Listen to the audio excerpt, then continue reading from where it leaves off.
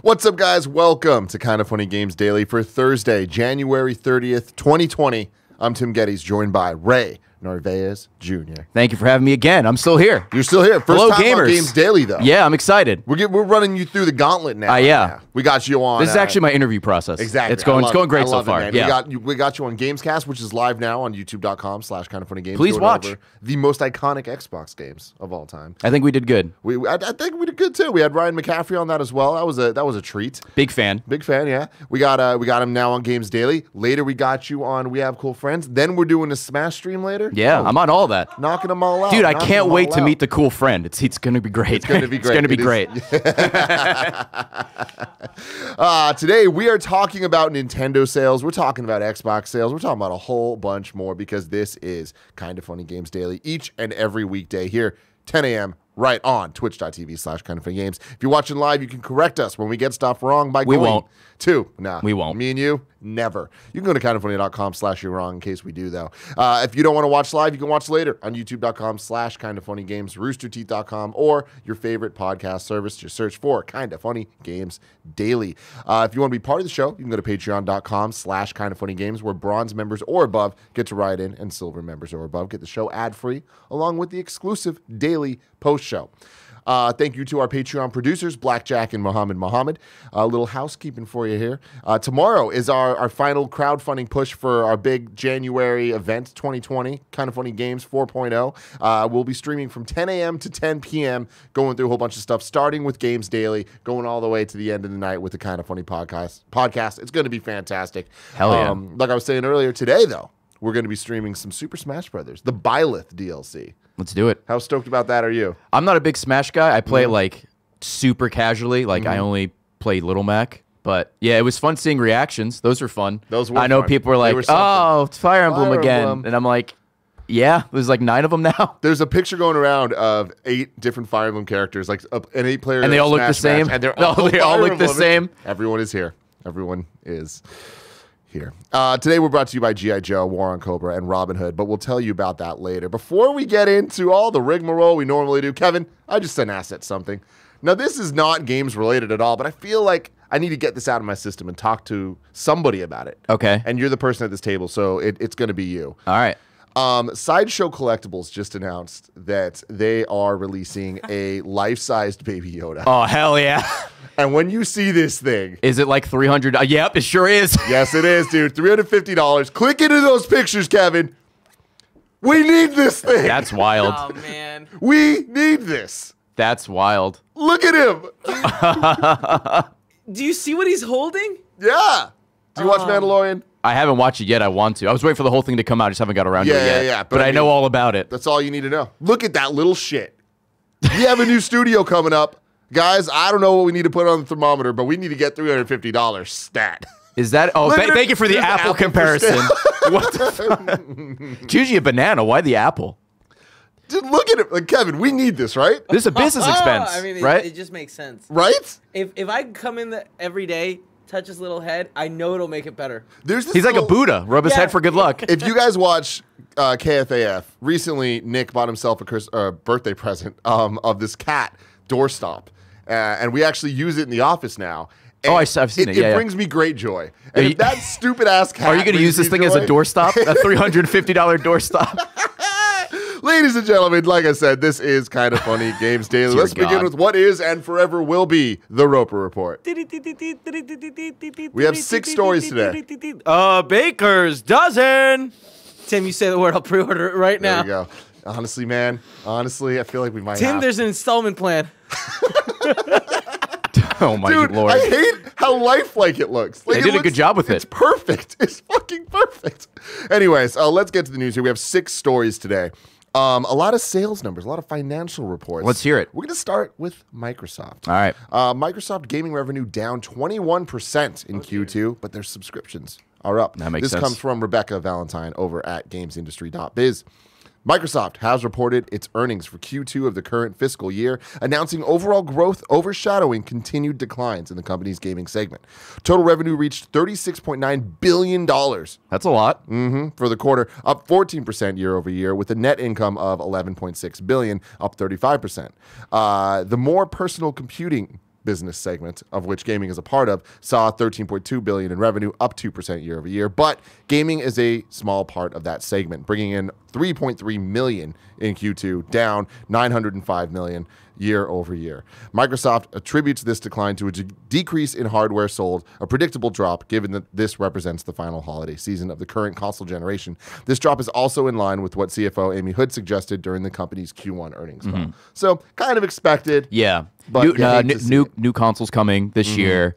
The big push with Game Pass and the fact that all their games are more or less on PC at this point. So if people want to just strictly play on PC, they can. They don't need to buy the new Xbox, whether it be the X or whatever. Additionally, Microsoft reported that Xbox content and services revenue was down 11%, attributing the drop to a high prior year comparable, primarily from a third-party title. It's possible that this is referring to Red Dead Redemption 2. Makes a lot of sense. The drop was offset, though, by subscription growth. Though Microsoft no longer reports Xbox Live MAUs, I'm assuming that just means subscriptions, beginning with its Q1 results for this year, at last count, that number was at 65 million, and Microsoft has said it has grown over the last 2 quarters since. In fact, during the company's Q2 earnings call, Microsoft announced that Xbox Live reached a new high record in Q2 and that Game Pass subscriptions more than doubled in Q2. You a big Game Pass guy? I love Game Pass. I think it's the best deal in gaming. If you get an Xbox, I mean, obviously people aren't buying new Xbox, but if you buy an Xbox now, you just get, instead of buying one game, you could just subscribe to Game Pass, and then you have like 150 games. So it makes sense. A lot of gamers. It is. It sure is. It sure is, Tim. But yeah, I think it's a great deal. Anytime someone asks me what game they should get for an Xbox, I just say get Game Pass because it's cheap. And a good variety of games, 360, original Xbox, obviously Xbox One stuff, first-party stuff. And you'll find a couple of things on there that you like and will keep you busy. Yeah. For sure. What are some of your highlights so far on the Game Pass? I downloaded Outer Wilds and Outer Worlds, both on there. I like them both a lot. Obviously, the mainstay stuff. Crackdown 3 was one that I didn't so much enjoy, but the fact that it was included, I'm like, I'll play this through. It was, it was a okay game at best, and I'm glad I didn't have to pay anything for it, right? But there's a lot of good third-party stuff on there, obviously first-party stuff. It's just really a good variety, and if you're in kind of a gaming rut and you don't know what to play, you can just pick something out there, and maybe you'll find something you like. And so all of this kind of adds up to what we've been looking at in the last couple years, I would say, gearing towards the next generation. Xbox kind of understanding where they're at, kind of in a similar situation to Nintendo last gen of the Wii U. Okay, we'll get you next time. Yeah, we'll mulligan, you know what I mean? So there's another quote here. We continue to invest to reach gamers across every endpoint, mobile, PC, and console. xCloud is off to a strong start, transforming how games are distributed, played, and viewed, with hundreds of thousands of people participating in initial trials. We set a new record for Xbox Live monthly active users again. Oh, that's what the MUA is, monthly active users. Oh, that makes sense. Again this quarter, led by strength off console. Xbox Game Pass subscribers more than doubled this quarter, and the Xbox Series X, announced last month, will be the most powerful console ever, blah, blah, blah. So the thing is, they're getting people in with these super cheap trials for Game Pass. Game Pass is like $1 for a month if you're like a new user. I feel like there's constantly new deals that they're pushing, and they're trying to get everybody in now so that next gen, everyone's already locked in. Hooked, they're locked. They know what they're getting into. It's an interesting strategy that I truly believe is going to pay off for them. I hope so. It definitely seems like it. People seem very excited about it. It's very consumer friendly, and with the Xbox Ultimate, it's also like console and PC. So it's even like 2 platforms. So Peter Petrov writes in with some questions about this. Hello, Tim and Ray. Microsoft financials are coming in, and for the most part, they are what you'd expect. However, one piece of information that stood out was that Xbox set a record for monthly active users for the quarter once again, and that Game Pass subscribers more than doubled. Do you think Game Pass subscribers are fueling this record Xbox Live number, and how many subscribers do you think Xbox Game Pass actually has? How much it actually has is a bit harder to kind of nail down, but I definitely think the Game Pass is fueling the without a doubt the increased numbers here, because it's not the exclusives. No, the exclusives being part of Game Pass, I think definitely helps. Yeah, but you got to imagine a time imagine when Halo comes out. Halo Infinite comes out, and that's part of Game Pass. It's right there. That is going to be such a huge kind of entry point for or people even more recently, Ori. New Ori comes out in a month and a half. It'll be there. Yeah. So I think that's obviously going to drive a lot of sales, both for Game Pass, Xbox Live, and for hardware sales themselves. Yeah, I think there's a bundle where you get gold, and like Game Pass, and I think some other shit too. So, but with xCloud coming out, you got to imagine they're putting all this stuff out there to get people used to it, to then make it extremely clear and concise next gen, and just be like, get Xbox, whatever the hell. They seem all about xCloud, and they're promoting it and stuff like that. And I feel like, you know, the Stadia came out, and we haven't heard much since it came out. Got some Stadia news today too. Never mind. I guess we're gonna hear some about it. But an interesting thing here is Xbox hardware sales. Xbox doesn't really put them out. They very, very rarely speak on how many are actually in the wild. In January 2019, it was reported that 41 million Xbox Ones were in the wild. Doing some math and some running the numbers. Running some numbers. People have kind of figured that the Xbox One sales currently are at about 50 million. Okay. So about 10 million increase over the year. And not that that's bad. And in fact, like, that's still 50 million. But just compared to like everything else. PlayStation 4, like having crossed 100 a while ago. Yeah. You know? That's interesting, and this also segues into Nintendo's sales numbers. This comes from a mix of Brian Ashcraft at Kotaku and Paul Tassi over at Forbes. As of December 31st, so a lot of these numbers are already outdated by about a month, right? As of December 31st, Nintendo had its best Switch sales quarter since launch, with 10.81 million sold, reaching 52.48 million lifetime Switch console sales. That makes sense. Which the Switch is phenomenal. Beats out Xbox One. Yeah. A lot of interesting things there. So this includes 5.19 million lights. So the Switch Lite came out this year, or last year. Yeah. That definitely helps with a lot of this hardware sales, but 5 million of those are lights. Hitting that 50 million mark is significant because for the first time, it seems entirely possible that Nintendo Switch has actually outsold the Xbox One. Microsoft stopped reporting specific Xbox One sales a few years ago, but third-party estimates put the Xbox One at around 50 million units, with Sony's 102.8 million beating it by roughly a 2-to-1 margin, despite both consoles launching. Did they ever say why they stopped, or they just stopped? I mean, because they're second place. Yeah, probably, yeah. You know what that I mean? makes sense. It's just like, why fuel this fire? The Xbox One was released in November 2013. The Switch came out in March 2017. That's a nearly 3.5-year late start for the Switch, yet it has likely equaled or passed the Xbox One. A lot of stuff goes into this. Obviously, Nintendo had a killer lineup of first-party titles coming out. And in addition they'll always to that, have that. And they'll always have that. But even then, that wasn't enough for the Wii U. You know, how much did the Wii U sell? Do you 13 million. That what? Yeah. Oh, all right. I knew it was bad. I didn't know it was that bad. It was between 13 and 14. All right, so they crushed it. The Wii U walked so the Switch could run. Exactly. Yeah. Another big thing to keep in mind here is the fact that there is no longer two Nintendo consoles. Like, there has always been the home console and the portable. Oh, yeah. And we're now finally seeing the 3DS pretty much entirely phased out. So they are putting all their eggs in one basket, which is the Nintendo Switch. It's such a great console. I was playing it on the way on my Uber here. It's just... What are you playing? Pokemon. There we go. Yeah. You're not alone, my friend. Yeah. You're not alone. I have like at 215 hours in that game. I love it. It's crazy. It's just taking it off the dock, and it's still essentially like you're playing modern games is just surreal to me. And that's the thing is, like, you're playing console games. You're playing Mario Odyssey. You're playing Mario Odyssey or Breath of the Wild. But you're also playing Pokemon, which was traditionally a very, very, very high-selling portable game that sold portable systems. Yeah. Right? So now we have all this stuff kind of working in conjunction, which would make sense. They're hitting this point where over 50 million, they're outselling Xbox One. Dropping some more numbers here. The Switch has now surpassed the Super Nintendo Entertainment System in sales. The console's next target is the original NES, which managed 61.91 million sales. How much did the Wii sell? So let's go through this. Okay. The Super Nintendo, 61.91 million. Very good. The original Nintendo. Then the next thing is the 3DS at 75 million. Okay. Then the PSP. Really? At 80 million. The original PSP. The original PSP. Hell yeah. Like, I'm kind of surprised by. Like, I feel like I should have known that, but like reading that, I'm like, huh. No, I feel, thinking about it, I feel like a lot of people had PSPs where they used it for like its actual use, so they modded it and ran emulators on it. I remember seeing a lot of PSPs. I played every Nintendo game on the PSP. PSP. I understand that. Greg Miller, get in here real quick. Hey, how you doing? PSP. PSP guy. Sold really, really well. Hell yeah, you know why? Patapon 1, 2, and 3. Patapon 2 remastered out right now. PlayStation 4, get it. Also, here you go. Breaking news for you. Just want to pass. Hey, you made Patapon 2 happen, right? Sure did. Can you make like time splitters happen? Can you just like talk about time splitters a lot? That is a high bar to set there. I don't know. Just Hey, keep talking about it, Kevin, please. can you give me the one, please? Ladies and gentlemen, breaking news. We have ordered the Baby Yoda Yes! life size. Yes! thing. I cannot wait for this. I love you, Greg. Woo! That's amazing.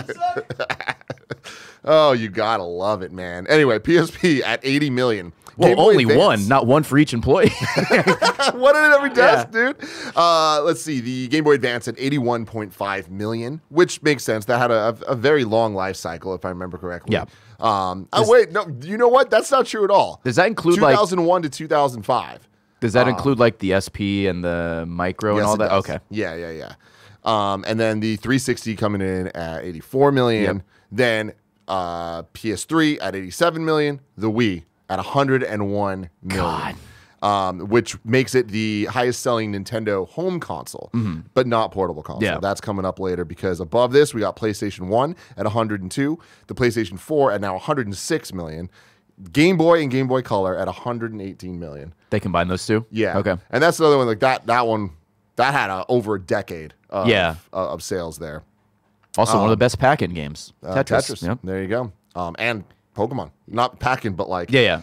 that's where Pokemon That's started. where it That gave started, that second and look where it boom. is now. Yeah. Then Nintendo DS at 154 million. That's crazy. But that is only number 2 because the number 1 is the PlayStation 2 at over 155. That makes sense. 155 PlayStation 2 million. was so good. Yeah. I can't believe the DS sold that many. Yeah. The original, like, gray, ugly brick. Well, it's all the DSs. That's true. Except for the 3DS. So it would be DS, DS Lite. But still, when it first came out, that ugly Oh, brick God. with the screens that were, like, hey, totally tiny. here's Super Mario 64. You know what made that game special? An analog stick. You know what this doesn't have? Hey, an analog stick. use the camera with the stylus, you idiot.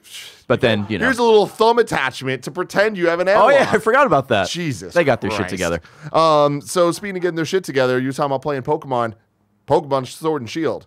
Oh, man. I remember sitting at this very table talking to Andrew Renee, and she's like, Pokemon doesn't sell that well. And I'm like, you are fucking crazy. Here is some proof. It's the number one, like, entity. Pokemon Sword and Shield, 16.18 million copies sold. Pokemon. Just from November 15th to December 31st. Fucking wild, dude. People Like the love Wild Pokemon. Zone, dude. No, crazy. This is crazy. To put this in context, right? Pokemon Sword and Shield, 16.18 million in a month and a half. All right. Mm-hmm. Pokemon X and Y has a lifetime sales of 16.42 million. It's the hype of it being on a home console. And when you add on the fact that there were more 3DSs in the wild, getting those numbers, that's crazy. The attach rate of the Switch means it's even higher. This is a month and a half in. I'm These sure some games of it's gonna also the continue to game was sell. 60 as opposed to, what is that on the DS, like 40? But I mean, still. Well, I mean, they're just making even more money then. Yeah. Right? Like this is Oh, only that's a a good month point, and a yeah. half. Like Yeah. we're talking month and a half compared to I got it backwards. X and Y. We're Yeah. talking to 5 years at this point, 4 or 5 years. Yeah, I think it's the fact that it's on home console. It's the brand new Pokemon, new generation. People are super excited. I was super excited about Yeah. it. I mean, I played it nonstop. I still play it nonstop. Still one of my favorite games. Pokemon Sun and Moon at 16.17 million. Those were like the last core the last, entries. And Sword and Shield's already outsold it. Right? So there's some other interesting facts here. Cerebi, who is a very well-known Yep, love Cerebi. Pokemon kind of news source, says, for comparison, here are the numbers for launch to December 31st in respective launch years for each Pokemon game. X and Y was at 11. I'm just going to round. Yep. 12 million. Okay. Omega Ruby and Alpha Sapphire were at 9.3 million. Sun and Moon were at 14 million. Ultra Sun and Moon were at 7 million. And then the Let's Go games, which were last year, were at 10 million. A big thing to keep in mind with Sun and Moon is that there was a bigger user base of 3DSs out there, and it was during the hype of Pokemon Go. That really brought a lot more people in to be like, oh, I'm going to get back on Pokemon, right? But it doesn't matter. The story is here, man. The Switch is a success. It's selling insanely well. Pokemon is like going to keep boosting that. Like, crazy stuff. Pokemon is just easy money at this point. Just put a Pokemon, like the new Mystery Dungeon game's coming out in March. I'm sure that's going to sell a shitload as well. Yeah. So Pokemon's not the only thing that's selling. So while the Switch is doing better, the 3DS seems to be fading out a bit. Hardware sales were down 73% year on year. Software sales dropped 63%. It's about time. That makes a lot of sense. But there is a lot of interesting shit going into why this is happening. So the Switch selling so well, obviously the Switch Lite having a different option for people that's a little bit cheaper. So they're either getting a second Switch or more people are like, you know what, it's cheap enough that I'm going to jump. Yeah, in a lot now. of people just skip the first iteration because they know another one's coming, a cheaper, lighter, want more colors, stuff like that. So people are finally jumping on that wave as well. In addition to that, Pokemon. Did you get a did you get a Switch I Lite? do have a Lite. Okay. I love it. I love it so much. But it is such a like first world thing for me. Yeah. I'm just like I literally just have it next to my bed. That's fair. I mean, that's what it's perfect for, it's right? just having it like where I'm laying, and it's just like light enough that I'm like, oh, this, hey! That I noticed the difference. Yeah. And also another big thing was that Switch launched in China for the first time, so there was a big Oh big yeah, boost over there. wasn't there like store really weird? Like, wasn't it just like one game when it first launched? I think it was Mario Odyssey. Was the I only think game. it was Deluxe. It was a Mario game. It was one of them, but yeah. So another significant hit over the period was Luigi's Mansion 3, which has sold 5.37 million copies. That game was incredible. Making it by far the fastest selling game in the series so far. Good. Luigi's Mansion 1 was a launch title, right? On GameCube. Yeah, on GameCube. Yeah. And then the second one I know people are kind of about. I'm kind of Yeah. about it too. And then I think they re-released the first one on the DS. 3DS, 3DS. yeah. And then this one was just, I was so surprised at how good it looked, how fun it was. Gooigi is iconic. And Luigi is iconic. I hope they make more of those games. They're gonna. I mean, here Yeah, we go. yeah, right? we Like, go. they now have this like nice kind of A-tier game library that they're just gonna keep pumping out. Other key sellers have been Legend of Zelda: Link's Awakening at 4.19 That was another fun million. game. Fire Emblem Three Houses at 2.58 million. Ring Fit Adventure. You know Ring Fit Adventure? Yeah.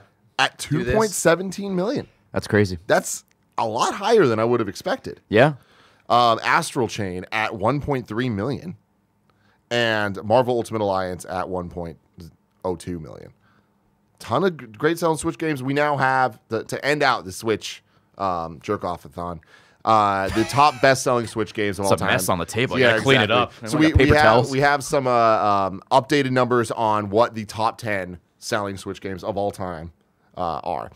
At number 10, we have Luigi's Mansion 3 at over 5 million. Number 9, we have New Super Mario Bros. U Deluxe at 5.8 million. God, that's a little more than I thought. Mario Party at 9.12 million, coming in Your at Mario Party. number 8. Splatoon 2 at 9.81 million. Pokemon Let's Go Pikachu and Eevee at 11.76 million. Pokemon Sword and Shield at 16.6 million. The Legend of Zelda Breath of the Wild at 16.34 million. Was that fourth? That's fourth. That's fourth. That's okay, that would have been fucking first fourth, for me, or dude. maybe second, because Odyssey. Well, heck, Yeah, well, dude, check this out. Number 3, Mario Odyssey at 16.59 Okay. million. What do you think the top 2 are? It's super obvious, but I don't. 1-2 switch. No, no. I It's don't. literally the 2 most obvious things. I'm help Putting me. you on the spot here. Yeah.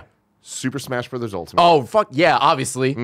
At And, 17, and Mario Kart. yes. Okay. At 17, Thank you. At 17.68 million, making it the highest selling fighting game of all time. And number 1, Mario Kart 8 Deluxe. But Tim, it's a party game. at 20 at 22.96 million copies sold.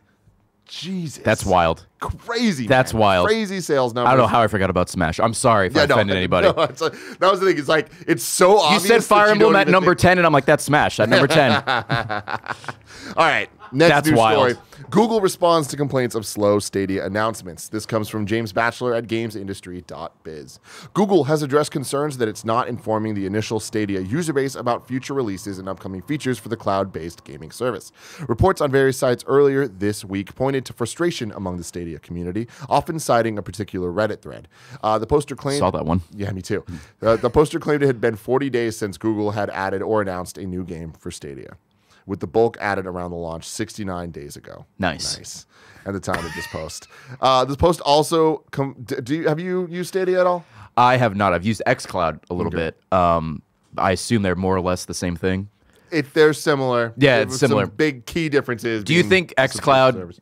coming around is kind of like kick the Stadia in the nuts, and they're like, come on, man. Oh, they're gonna. Yeah. I mean, the kick is coming. Yeah. Kev, you, I know, have been probably the most active Stadia user Yeah. in the office. Mr. Stadia himself. Sure. How's that going for you? Not good. Yeah? Not Okay. good. Doesn't look good. It plays well, and when like switching between my big TV and my small TV works great. Really enjoy that. Really wish that I could via Bluetooth connect my controller to my phone. I can't. The Post also complains of the lack of iOS support and that the only Android phones supported are the Pixel models, family sharing, the subscription-less Stadia base membership, or regular updates on the roadmap for these and other features. Finally, there was a reference to a stat Google revealed in its New Year update that more than 120 games were coming to Stadia in 2020, with more than 10 exclusives in the first half of the year. A Google spokesperson told gamesindustry.biz that the Stadia team has, in fact, been providing weekly updates on the Stadia community forum, as well as monthly recaps on the Google keyword blog. They also addressed expectations surrounding the 120 titles. Quote, "We understand the desire to hear more specifics on the games. After all, that is what it's about, the games. Of course, not all 120 titles will be announced by the Stadia team, as we leave it up to the publishers to make the announcement about their IP and games and which platforms it will appear on, just as we do with the exclusive content coming to Stadia. There are a lot of reasons for the time of those game announcements, anything from planned promotions or events, title readiness, proximity to first playable demo, shareholder requirements, etc. We continue to work closely with our publishing and developing partners and are here to support them in all areas. We're excited to share more about some of the exclusive games coming to Stadia soon." They also added that subscribers will be able to add Guilt and Metro Exodus to their collections next month, bringing the total number of included games up to 7. What? 7? If they claim Samurai Showdown and Rise of the Tomb Raider before January 31st. Well, definitely claim those. So, yeah. So, Kev, I mean, like, this news sounds kind of like, hey, that Reddit thread might be a little alarmist, but also, we're not really going to solve any of the issues that they're addressing anytime soon or directly. That's not good. I don't understand how a company as big as Google is handling this as poorly as it is. You know, it's just one of those things. It's like, man, this is... Wasn't that Google's MO? They, like, launch something new, and then after a while, they're like, and they just move on to the next thing? I mean, sure, but, like, I feel like that's because people weren't excited for a lot of those things. Yeah, this should be different. I was hyped for Google Glass, all right? You take that back. As was I, but that was never launched as, like, a full retail that's fair. product. That was only launched for experimental things. I mean, arguably, like, isn't Stadia kind of like that as well right now? Where it's like they're... But, like, kind of. But you can buy it. Kind of But, like, is the answer. fact is, you can buy this product that I own, and I'm like, well, this is a product that isn't worth the money. Sucks. Might be one day. So that's the thing is, like, do you have any actual hope left? I mean, like... Just in life. Not about the Stadia, just about life. This is one of those things where it's like, I have hope. I don't think that it's actually going to happen, and that's super disappointing just because it's like, this is something that, like, this is... I'm losing my trust in this company, in, like, Google, which is scary because, like... You're a Google fanboy. I am indeed. Jokes aside. Yeah, I've Google Home integrated as much as I can, and it is one of those things where it's like, now I'm looking at Nest and seeing, like, they're not moving forward at that in the right way, like the Nest, like, big ecosystem that they were trying to launch. It hasn't launched. There's no news about the launch, and it's like, maybe Google products suck. But, like, you know, like, putting that mentality in someone who is so hardcore and ready to jump in on this bandwagon of, like, yeah, Google, like, I want to be Google everything. Kevin Coelho is the most dedicated to a brand person I've ever met. 100%. Where it's like, he had a Sony computer when he was young. He's like, all Sony thing. He's like, I want the Sony TV. I want the Sony Blu-ray player. I want the Sony... Do you have a Sony Walkman when you were younger? I have a PlayStation 3D TV. You remember that TV? What? Why? I love it. I legitimately had that truck down to E3 because I was like, what? Like, I have to take a monitor down. I'm going to take my favorite one. I thought about buying 2 more once I found out that they were discontinued and really cheap. Speaking of E3. Holy shit. The ESA promises to shake things up at E3. This comes from Brendan Sinclair at gamesindustry.biz. Wow, it's a gamesindustry.biz day. Good job, you guys out there. From the ongoing absence of big names like Sony and EA to the mishandling of media registrants' personal information, the Electronic Entertainment Expo has seen a few setbacks in recent years. Do you remember this? I heard about it. Yeah. It was not good. Not good at all. The event organizers at the Entertainment Software Association today released a statement to address some of the concerns around the show, saying it's committed to keeping E3 at the level you've come to expect. Good luck. Good luck. Yeah, that's a...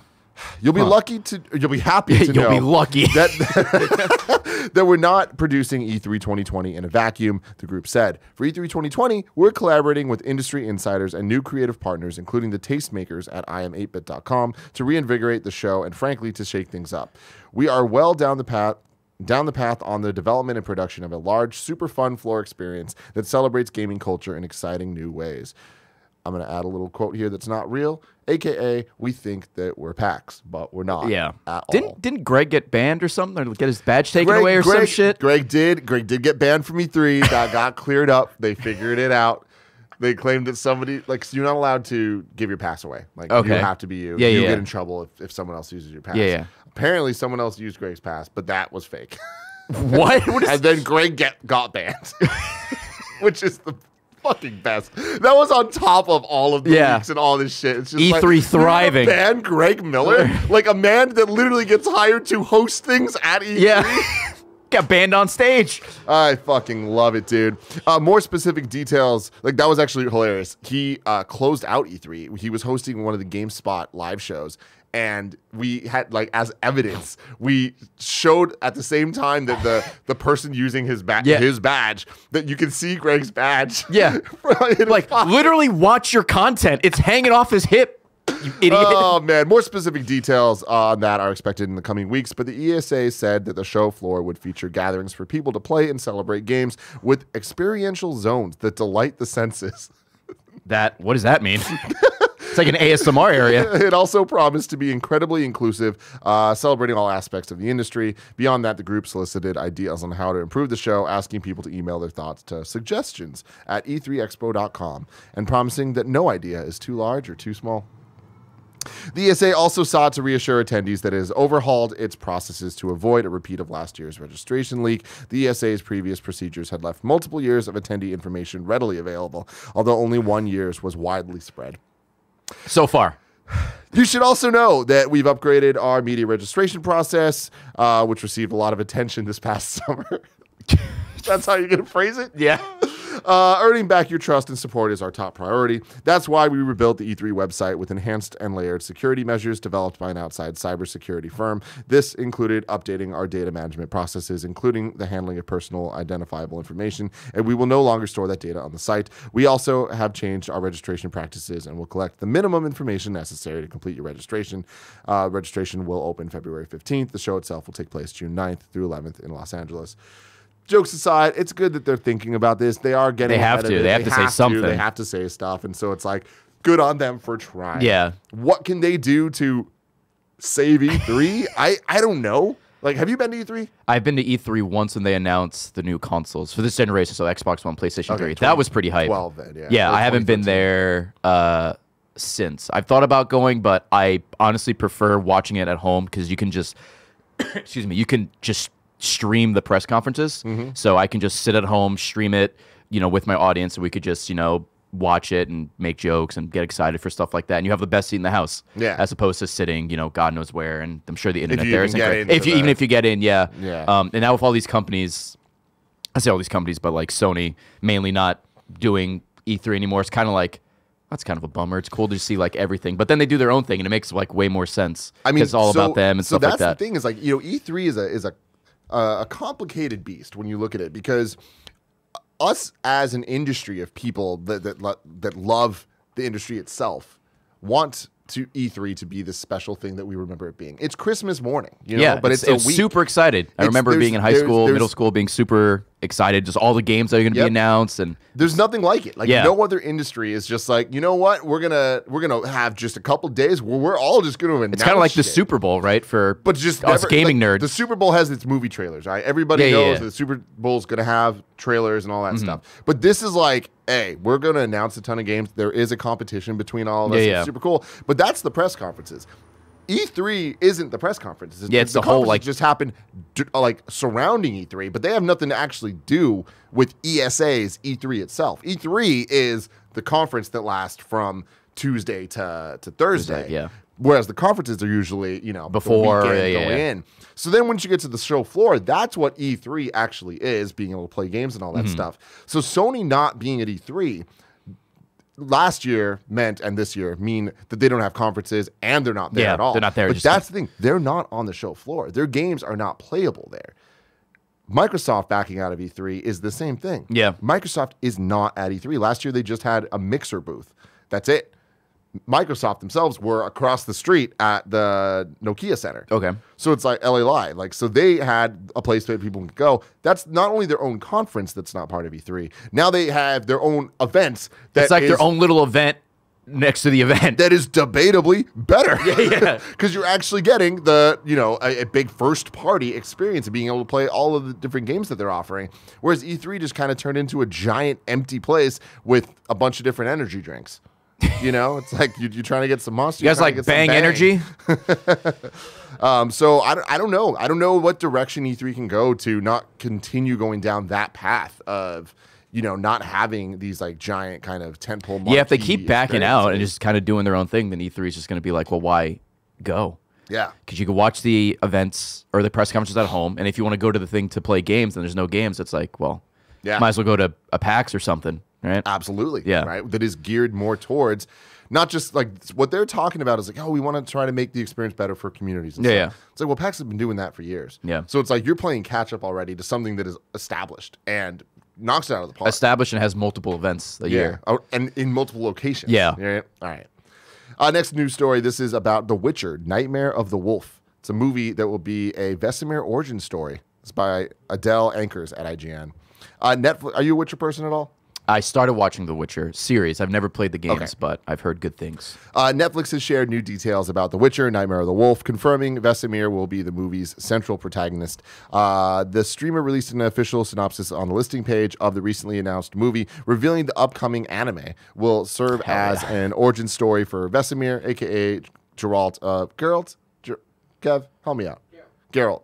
Where the fuck am I?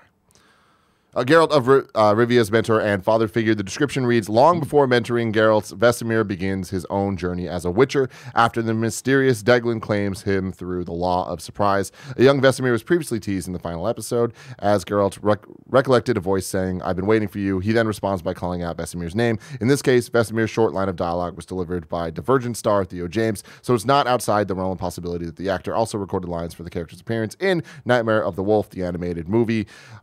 This new movie comes from the Witcher's producers, Lauren and Bo, with Studio Mir, the renowned Korean animation studio behind Legend of Korra and Voltron. That's pretty cool. Presently, it's unknown whether Nightmare of the Wolf will release before or after season 2 of The Witcher, that is 2021. So They're going all in on The Witcher. They're going all in. And so you watched season 1, you haven't played the games. Are you excited for season 2? Are you excited for a spin-off anime movie? Yes on both counts. That's awesome. Yeah. I mean, they got you there. They really did, and I'm at a place where it's like, should I play The Witcher? Because I'm sure you should. Really enjoyed it. Yeah, I'm sure. I mean, I've heard nothing but positive things about that game. And it's the world is supposed to be enormous. It's one of those games that it's like, this seems like something that's gonna take 120 hours out of my life. Yeah. So you got 120 hours. It's like one of the games of the generation. That's what I heard. Dude, play it on the Sony 3 TV. Hell yeah. Oh man, you gotta love it. Well, anyway, good on you guys. That's some cool stuff. But Kev, I'm gonna put you on the spot here. Yep. 2021 is so far away. If I want to know what games are coming to mom and grop shops today, where would I look? Oh. That was a noise. I'm not sure if it was. I'm not sure if that was pleasure or pain. The official list of upcoming software across each and every platform, as listed by the Kind of Funny Games daily show host each and every day. Got it. Oh, that's goddamn right. We got a long ass list today. Man. Out today. Patapon 2 remastered on the PlayStation 4. He made it happen. The madman made it happen. Prison Princess on Switch. Speaking Simulator on Switch and PC. What? I want to see Kevin do a Let's Play Nope, of yeah. Speaking I don't. Come Simulator. on. What does that even entail? I'm Kev, looking into it. get I'm on looking there. into it. Speaking Yeah. Simulator. Skellboy on Switch and PC. Sisters Royale on PS4 and Switch. The Incredible Adventures of Van Helsing 3 Yeah, they've made 3 of those. Is that on the Switch? on PlayStation 4. Oh, PlayStation 4. Okay. Never Again on Switch. Here we go. Let's look at Speaking Simulator. Oh, 2008 teaser trailer. This might be outdated. I mean, I'm gonna. What the fuck is this? Jesus Christ. God, this is me when I have too much dairy. Oh, dude. Meal food 1, 2, 3, 4, 5, 6, 7. You have been fitted with the latest in robotic mouth technology. Yes, Your mission is simple. You must blend seamlessly into human society. best. You will degrade yourself by adopting their culture.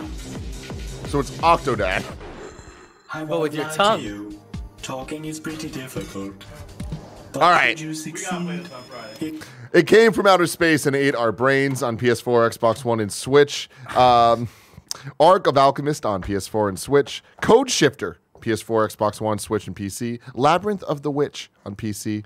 Bookbound Brigade on PS4 and PC. Ascendant Hearts on Switch. Aviary Attorney, Definitive Edition on Switch. I do love me some birds. Bird Law, dude. Yeah. Bird Law.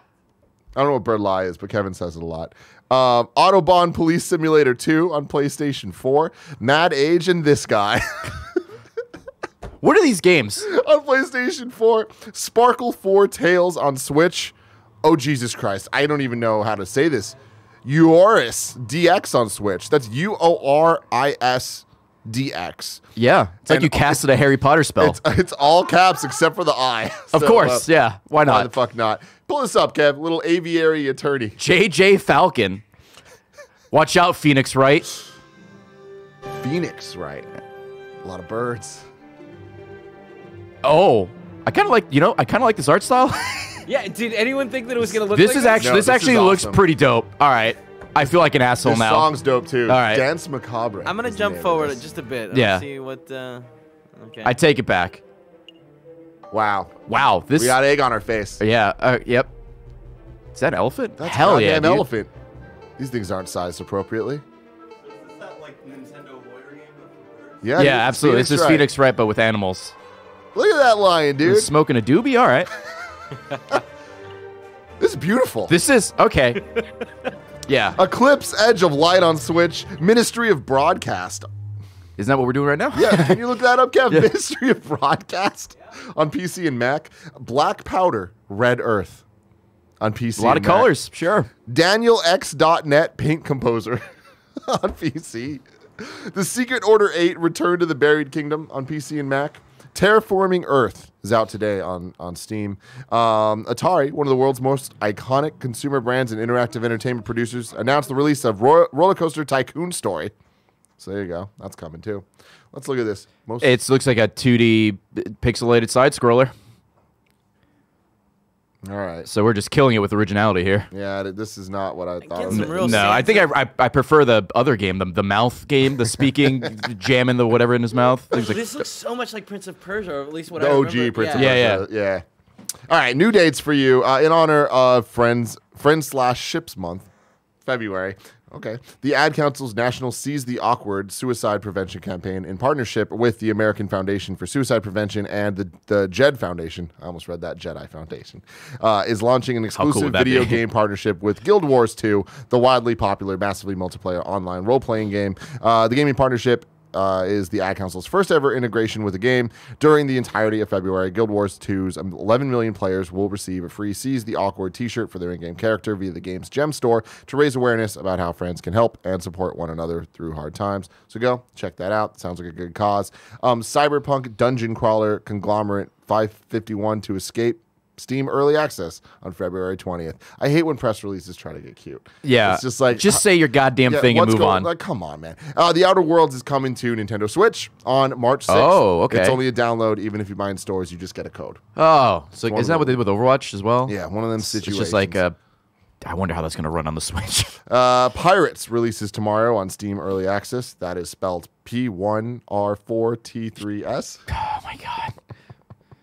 We deserve we deserve the coronavirus. Oh we my do. god. This is So before we get into the reader mail, ladies and gentlemen, I want to tell you about our sponsors. Today, our sponsor is G.I. Joe War on Cobra. Yo, Joe. That's what they did, Kev. They used to yell that. G.I. Joe and Cobra are back in G.I. Joe War on Cobra. Will you join the Joes and fight for justice, or will you seek world domination with Cobra? Both good options. The choice is yours. G.I. Joe War on Cobra is a free download and out now for both Android and iOS devices. Whether you're a fan of the classic animated series, the iconic toy line, comics, or all of the above, G.I. Joe War on Cobra has something for everyone. It has a massive roster featuring the most beloved and infamous heroes, villains, and vehicles featured in the series. Nick grew up wanting to be a Joe, and Greg always wanted to scream like Cobra Commander. Can you imagine that? Yeah, with Greg, yeah, absolutely. Once you've chosen your side, players will be introduced to the game's mechanics via Roadblock for Joes or Baroness for Cobra. You'll learn how to manage your base, units, vehicles, and engage in battles to help you get a feel for managing your troops. As you continue with the single-player campaign missions, more options for reinforcing your army with additional units, heroes, and vehicles begin to open up. But that's just the beginning. G.I. Joe War on Cobra also features PvP, ranked leaderboard. You'll need to fight hard for your faction, build out and defend your base strategically, and master the art of directing troops to conquer your foes. And in no time, you'll be an expert on making attacks from air, land, and sea, like a flying squirrel. That's always been my thing. They can attack from land, air, or sea. Gotta watch out for them, those dangerous animals. While you're here, we have a special in-game gift from D3 Go as a token of appreciation for checking out G.I. Joe War on Cobra. We are giving away 2 free characters for all new players to help reinforce your army. Joes can look forward to picking up a free bazooka, the G.I. Joe Missile Specialist, while Cobra followers can add Missile BAT, the Battle Android Trooper. BAT for short, to their squad. In the meantime, don't forget that knowing is half the battle. Check out the description below or head to www.d3go.com/KFgames to download G.I. Joe War on Cobra and receive your free gift for your mobile device. That is d3go.com/KFgames, or just check the description below. Also, shout out to Robinhood. 2020 is the perfect time to start thinking about 2040. With Robinhood, you can invest in the markets and earn interest with a competitive APY on uninvested cash. They make it easy to get started and learn as you grow with an intuitive app experience and no commission fees on trades. And stock prices don't have to hold you back. You can buy a piece of a company you love for as low as $1 and build your portfolio a little at a time. You can buy 1 share, you can buy half a share, you can buy 3 1/4 shares. It's up to you how many shares you buy. Your budget, your goals, your decisions. Your first stock is on the house when you set up your account. That's a free stock. It's pretty dope, right, Kevin? Absolutely.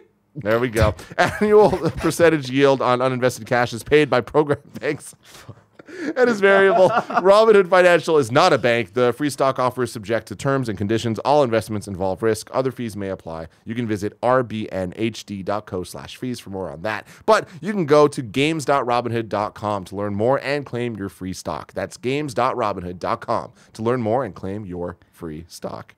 That was well done. Yeah, very professional. Thank you. Thank you. Throughout that whole G.I. Joe thing, I just wanted to scream pork chop sandwiches, but I didn't. Yeah. I didn't do any of the... I don't get that reference at all. What? No. You don't? No. Explain. Are you... Kevin, do you... What? No, nobody? No. The old, like... You know how they do, like, the things at the end of the episodes where they're, like, teaching kids? Shit like that? There's a whole bunch... Yeah, the more you know. It's, I believe it's, like, Finster Films or something like that. I might get the name wrong. They made a bunch of just parodies, and one of them is just a guy saying, it's completely stupid and asinine, just a guy saying pork chop sandwiches. There's another guy doing a really bad accent saying, give him the stick, don't give him the stick. There's another one saying, who wants a body massage? I can't believe you haven't watched these. I am actually upset. There is nothing better than trying to explain to someone, like, you need the visual. I sound like an idiot.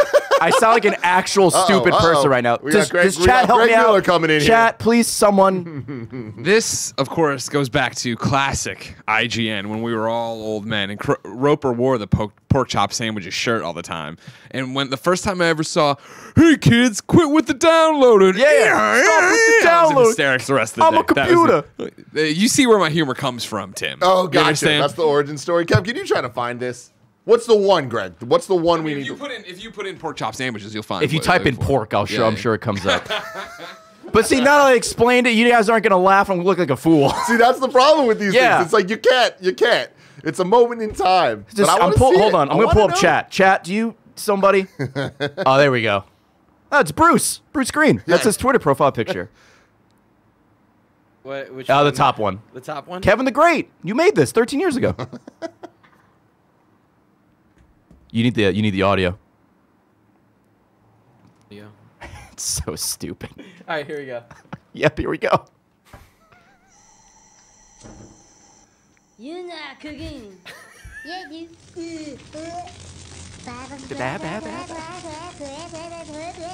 Pork chop sandwiches. Oh shit! Get the fuck out of here! What are you doing? Go! Get the fuck out of here, you stupid idiot! Fuck, we're all dead! Get the fuck out! God, did that smell good? Detective, did you know going and you tell me do things I done running. He's gonna stare at the camera.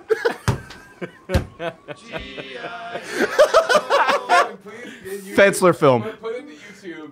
Hey kid, quit with the download. Oh God, there's a bunch of them. I can't believe. That's my favorite. Quit. Stop. Oh God. Download's my favorite. Don't give him the stick's a good one too. Don't give him the stick. Hey kid, I'm a Top, computer. right at the top. That's it. Hey kid, I'm a computer. Oh my God.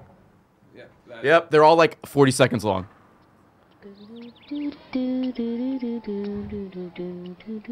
Oh, hell nah. What's up, dog?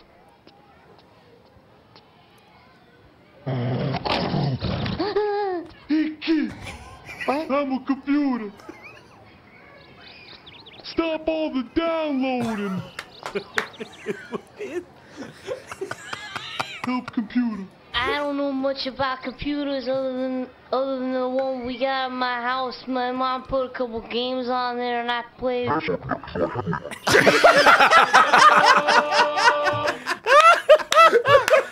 not gonna lie to you. I think that Nick would be really good at this, and maybe that's something we should think about. Oh, he would. There is a bunch of them, and you should definitely catch up. They are. I'm glad I was able to bring this to you guys. I love that. I'm a computer. I love that my mind immediately goes like, what if Nick redubs all the animated? What does that sound? It's electricity outside. What's that sound? It's electricity outside. Oh God. What the fuck? Whew. Oh man, kind of funny games. That daily. was so good. What a riot this is. I would say that was kind of funny. Hey, let's do a couple reader mail questions do it. here. Let's see. GroovyMuse writes in. Good Says, name. my question is in regards to Imran's recent piece on IGN about fan ownership and the response to Byleth being in Smash Brothers. How does Kind of Funny walk the line between wanting to create content that you're passionate about, but also content that your audience wants? There's a great line in Imran's piece about content creators struggling to be creative, but also give their audience something they never knew they wanted. How do you deal with all these struggles? I feel it's a good question for someone like you, who I don't think we did that great a job introducing you. For people that don't know, who are you? My name is Narvaez Jr. I'm a degenerate that plays video games on Twitch.tv 5 days a week. So I just sit in my office like a gremlin and play video games, and I've convinced people to watch and allow me to do that for a job for about 5 years now. And you're damn good at it. Thank you. I try. Twitch.tv/Brown Man. There we go. So what do you think about this? It's hard because you want to play. I'm in a very fortunate position where I can pretty much play whatever I want and get, decent viewership, and my audience will support me and hang out, even if they don't care for the game too much. They're just there for the community aspect. Sometimes you do have to. I don't want to say go out of your way because that's the wrong terminology to play, say like a popular game. At least give it a shot because that's what everyone expects. But sometimes, you want to play something you're passionate about. So for me, it'll be, excuse me, for me, it'll be like achievement hunting in games, right? Like generally, it's such a niche thing that, not too many people care about it. But since I've been doing it ever since I've been streaming and I'm very passionate about it, it kind of brings people in who maybe don't know what achievement hunting or trophy hunting is. And they kind of see I guess the process, and they kind of get into it and they find it very interesting as well. So, and that goes back to playing. When you're doing stuff like this, you're playing like some really sometimes terrible indie garbage games, but people come and watch and just kind of see the process, and it could be something they never knew existed, or maybe they knew about it but they weren't too familiar on it, and they watch it and they kind of get interested, and maybe they want to try it themselves. So that's the best example I can give, is just like I do achievement hunting. It's very niche, but the people doing it for so long, people were like, oh, this is actually kind of interesting. I like to watch it because it's kind of more of a chill stream. I'll put music on and stuff like that. And whether they achievement hunt along with me or they just like hanging out and seeing the process. And some people just like me, just like seeing the number go up, like the gamer score or the trophy count go up. And monsters like you. Yeah. Monsters like me. And it's just one of those things where it's like, hey guys, I know, viewership may be down today, or, whatever. I know X popular game just came out, but I don't want to play it because I know I won't enjoy it, and I don't want to play something just because it's popular. So I'm going to do this instead, and hopefully you enjoy and just come hang out and chill. And generally those streams sometimes do very, very well. Yeah, like we're very similar, where it's like we don't kind of chase that high of like, hey, it's a popular thing, so we all should jump on it. Every single thing we do at Kind of Funny, whether it's Kind of Funny or Kind of Funny Games, like every product, we don't do unless somebody is passionate about the thing. And we're lucky enough that we've grown with that kind of ideology from the beginning, that every single time, like if we're doing an in-review series of a movie, somebody needs to be caring about it. Somebody needs to be like, this is worth doing for whatever reason, or when we're covering games and stuff, like there always needs to be somebody passionate about it. And that's not necessarily saying that they like it. It's just more like passionate about, like you're talking about, like the achievement hunting. It's like, that's not saying the game's great. But like you're in it for a specific reason. And I think that kind of has allowed us to have the amazing audience that we do, the community that we do, that it's not that they'll watch anything we do, but there's a trust that they will watch what we do because they know that we're going to do stuff that's authentic to us, and that's what they want to see. Oh, yeah. Also, like, obviously not everybody's going to watch everything you do, and some days you'll have a bad stream or a bad thing or whatever, but even if I have a bad stream, say, like, I, take a chance and play a game and it doesn't perform well, it's kind of like, oh, it sucks, but at the end of the day, it's like, well, I'm just going to stream tomorrow, so just don't even think about it and move on to the next thing. Yeah, so, definitely. Like, not every stream or show is going to be perfect and great, you're gonna have off days, so it just happens. And with that, maybe we should be chasing that high. Maybe we should get the views up because they're not there. Like, Lord knows where Kind of Funny's views are, but it's like we get the views we need. Yeah, you know exactly. what I mean? And it's like I would much rather like do the things that we're proud of and do the things that we are like passionate about than trying to constantly like play an algorithm that is just going to change. Well, it's the same thing with me. I mean, I get a good amount of viewers. I'm very happy about it. I'll never be the kind of streamer that gets like 10, 20,000 viewers playing, whatever the popular game is. And I'm okay with that. I don't think I can honestly handle that. I think I probably average around 12 to 1,300 viewers, which I love. If things are going really well, we'll maybe crack like 2,000. If we get anything higher than that, I get like it's like anxious. Like I know there's more people here who aren't familiar with what I do, and I don't know if it's just me, but it just like kind of in a way freaks me out a little bit. So I'm very content with the community I have and the slow growth we've been having over the years, and I'm perfectly fine with that. You know, I like what I have. I'm very thankful for what I have, and if we keep growing, awesome. If we stay where we are, also awesome. Yeah. Final question for the show. Gillybruns says, good morning, Tim and Ray. With the new console generations right around the corner, what updates or innovations do you hope to see regarding the achievement and trophy systems on the next Xbox and PlayStation? I think achievements need to have something, or the Xbox needs to have something that PlayStation has, where it shows like just a count of your completed games. With a lot of games coming out these days that you can complete in like 10 to 15 minutes, the score itself is kind of trivial because you can be like, oh, someone could finish The Witcher, and that could take them like 100 hours, and they get like 1,000 gamer score or a platinum trophy, and that could play some like garbage mobile port game that takes me 10 minutes, and it's like kind of worth the same. That's why I feel having just a completed count of all the things you've completed would be nice. Like the platinum trophy, if the Xbox implemented something like that, I think would be amazing. I mean, trophies and achievements are kind of niche, and I think they originally were kind of popular, but they kind of died down, and they're there's not so popular now. I think something like that will definitely help. The 360 had, in one of the dashboards, had a count of all your completed games, and it was the closest thing to a platinum trophy that Xbox had. But I think there's only so much you can do because it's very not too many people care too much about it. But I think that's a good stepping point. I think the fact that they keep adding stuff to the achievement system is nice for people like me, with things like achievement tracking and stuff like that. So I'm glad they care about it. I don't expect them to do anything too crazy, just as long as it's part of the next generation, I'll be fine, really. Yeah. Well, there you go. Now it's time to squad up. Probably Oliver writes in, you too can go to patreon.com/kindoffunnygames to write in if you want to play games with others. Probably Oliver on PSN says, what's good, Tim and Ray? Firewall Zero Hour is coming to PlayStation Plus next week, and I would be super excited about it if I had some pals to play with. Unfortunately, none of my jerk-ass real-life friends have a PlayStation VR, so I'm looking to the best friends instead. Hit me up on PSN at Probablyoliver, and let's get shooty in VR together. shooty. P.S. Also, you don't need to read this bit, but I just started streaming on Twitch based on advice you gave me at the London meet and greet, Tim, and it'd be dope if you could pimp out my channel, twitch.tv/Probablyoliver. Hell yeah. You've at least got to respect the hustle, right? I do Absolutely. respect the hustle, Oliver. Probably. That's your name. I'm not sure. Probably Oliver. Go check him out. Embrace the on sellout Twitch, culture on of Twitch. and Make your PSN. money. Make that dough, dude. Let's see. Tomorrow's host is going to be Greg and Blessing. That's exciting stuff.